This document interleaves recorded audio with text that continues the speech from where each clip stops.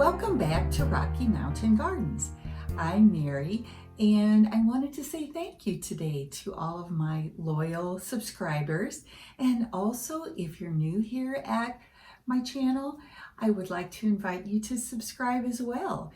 We do lots of fun things here, all pertaining to home and garden. Today, I am participating in Sunday Funday, and this is hosted once a month at the end of the month by Decor, and that channel is hosted by Diane and Yanni from the Netherlands. And then also joining them in hosting is Yvonne from Ginger Chick Rehab. And guys, both of their channels are fantastic. You really need to check them out. I have been watching their videos for quite a while and they are fantastic. So to get on to what we're doing today for Sunday Funday, we're going to be talking about my silver collection. Over the years, I have gotten some silver from family members, and then I've sort of off and on been antiquing and looking for silver pieces. Now, a couple of weeks ago for Sunday Funday, I did a video that I'm going to put on a card right up above here for you if you missed it, on how I repaired the creamer for the coffee set that I got from my aunts, and how I take care of it as far as polishing and so on. And to go along with that, I have a sample of the one type of polish that you can use. It's sort of a thick liquid that you apply to a cloth. And if you watch my video that I mentioned, I show how exactly to polish silver. Just make sure that whatever brand you buy, that it says anti-tarnish on the front as part of the description of the product. And that will help your silver stay, clean. Now, like I said, over the years, I've collected some various pieces, and I just want to quickly show them to you. I have these three candle holders that I got, and these are actually, all three of them are sterling silver. They're quite heavy, and I was able to collect those. They're very pretty. And guys, I'm going to put up, as I'm talking about my different pieces, I will put pictures here for you to see a close-up of them. So here's our close-up of the candle holders. And then I wanted you to note a tip is using your silver for decor, not just for serving pieces. And they make lovely decor pieces that you can use, like this really fun bouquet that I made. And I actually did this bouquet for, what was it called? My English high tea video that I did a couple of weeks ago as well. If you're interested in looking at that one, I'll put a link down below for you. Now, this piece right here is actually the coffee pot that goes with the service that includes the creamer and sugar and tray that you see right here.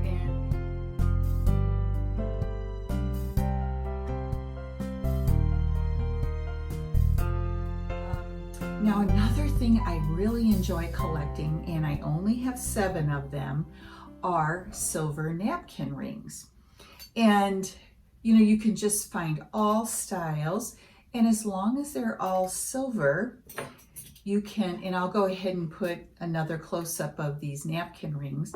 You can just, while you're out thrifting or antiquing, you can look for a napkin ring, and if it's one that you like, it can be part of a collection that you put together to use at a nice table setting. Now, generally, it is fairly easy to find trays and serving pieces when you thrift.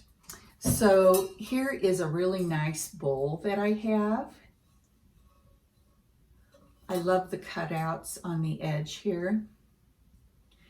And I have 2 more silver trays that I collected. I want you to notice the level of tarnishing that is on these trays, because I'm going to give you a very important tip about silver in just a minute. So let's see some close-ups of these 3 pieces, the bowl and the 2 trays. And then we'll go ahead and move on to this really cute little serving tray. Now this can be used very nicely as a candle holder. You know, if you put some pillar candles in here, oh my goodness, so pretty. So as I said, both for serving pieces when you're having company over for dinner and as decor pieces, these are lovely. One of my favorites is this tray. It's a rectangular tray and it has little feet. Let's see if I can if I can show you. There they are, the little feet. And it has a etching design on it and 2 really nice handles. Here's a close-up of this tray for you.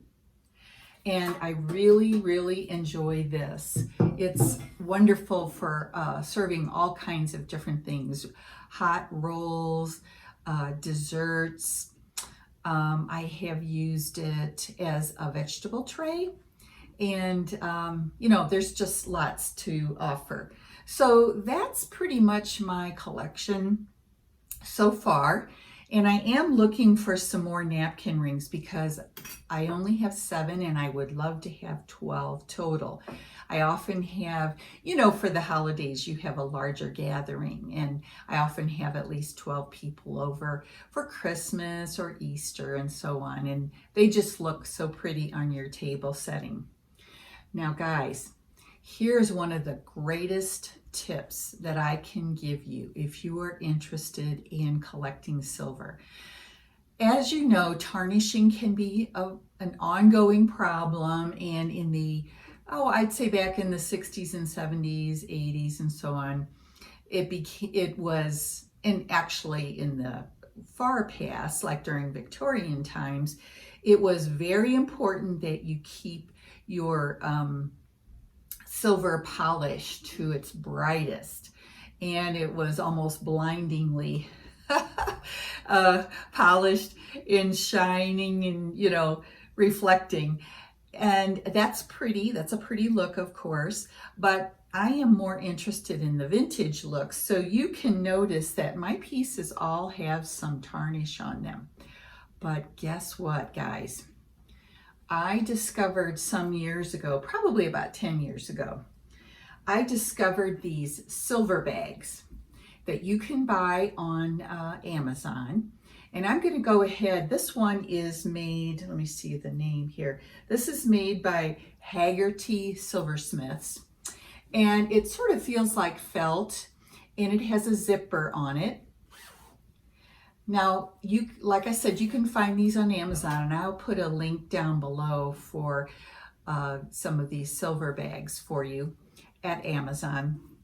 But I have kept my trays and all these different pieces in these silver bags for 10 years. 10 years. They started off polished very nicely, but like as you see on this tray, after 10 years, this is how tarnished it has become. So the bags protect, I think it's an oxidation process that causes the tarnishing with silver. And these bags are closed and have this special fabric that protects them. And oh my goodness, if you want to take away the work of polishing silver, get some of these silver bags. They are amazing, and you will, especially if you like a little bit of tarnish on the look of your silver to give it a little aged appearance, these silver bags are the best investment ever. It will eliminate your work for polishing. They are just fantastic. And then guys, what I did is I went, so I could store more than one piece in a bag. You know, like for example, I can stack these 2 trays and bowl in one of these bags. They all fit. But in order to prevent scratching of my pieces, what I did is I went to a fabric store and bought some felt. And I just cut, in this case for the trays, I cut them out in large rounds so I could lay it on the tray in between each piece of silver. And therefore, you know, if they moved around in the bags, they wouldn't scratch. And so, you know, just getting these little pieces of felt to protect your silver inside the bag, and I'm telling you, you will have no work in maintaining your silver and how pretty it will look when you want, just when you want to pull it out at the spur of a moment and use it for some sort of entertaining or decor. It is the best invention ever. Now I have one last tip, and I want to share with you these silver polishing cloths. Now these are something you can buy on Amazon as well. They're not super expensive, but if you have silver jewelry and you're finding it's hard to keep it clean, I keep this silver cloth, and actually this is from my daughter's when she was taking the flute in high school and junior high, and they had to keep their flutes polished up very, you know, perfectly. This is her silver cloth for keeping her flute clean. Well, you know, now she's a grown up and doesn't really play her flute anymore, but so I commandeered her silver cloth for my jewelry. So guys, I'm gonna bring my camera here closer and show you how these silver cloths can work on jewelry for you, so that you, you know, can just on the spur of the moment, same thing, grab a silver piece. And I keep this silver cloth right in my bedroom where I keep my jewelry. And I can just pull it out in a moment and get this polished up, and it'll look really nice and I can wear it. Makes it so quick. Here is a close-up of this gorgeous brooch. And this was made by a Navajo Indian, and I actually purchased it down in Santa Fe on a trip there. If you guys ever have a chance to go there and look at the jewelry that the Indians sell at the old Governor's Palace in Santa Fe, oh my goodness, there's so much beautiful handy work, handmade silver and turquoise jewelry. You won't be able to resist. Like me purchasing something really beautiful. Of course, I love bears, and having a bear, you know, to be on my brooch is just fantastic. So I'm going to try to just start. And really, guys, all I do is rub the bear with this silver cloth.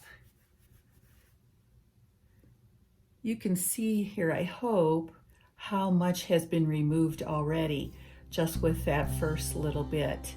So let's quickly get this cleaned up.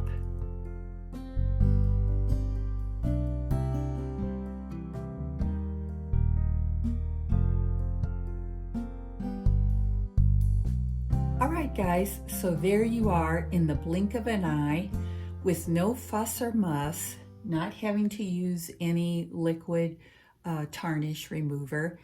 And you can see it just is beautiful. Oh my gosh, I so love this brooch. Isn't it so pretty? And I love the little feather that you see at the top part of the bear's sort of back hump. And just to show you, this is where I was polishing, and you can see all the tarnish that came off onto the polishing cloth. But this cloth can just be used over and over and over again. Well, I'm back to say goodbye and to thank you for watching. and being with me to have a look at my vintage silver collection. And guys, I will be back next week with a video out in the garden again, and you won't believe what I'm doing. I have gotten a new fountain for my garden because my old one was leaking and it just wasn't working the way it should. But mainly the problem was I had a bad leak in the fountain itself. So I'm gonna take you along as I remove my old fountain, and I have gotten the new one that has already arrived. I haven't unpacked it yet, but we'll be doing that on the next video and setting up a beautiful new fountain for my garden area. So come along and join me. I think you might find it fun, and if you've been considering getting a fountain for your garden, I can give you maybe a few tips. Alrighty guys, I will see you in the next video in, I don't know, less than a week. Take care now.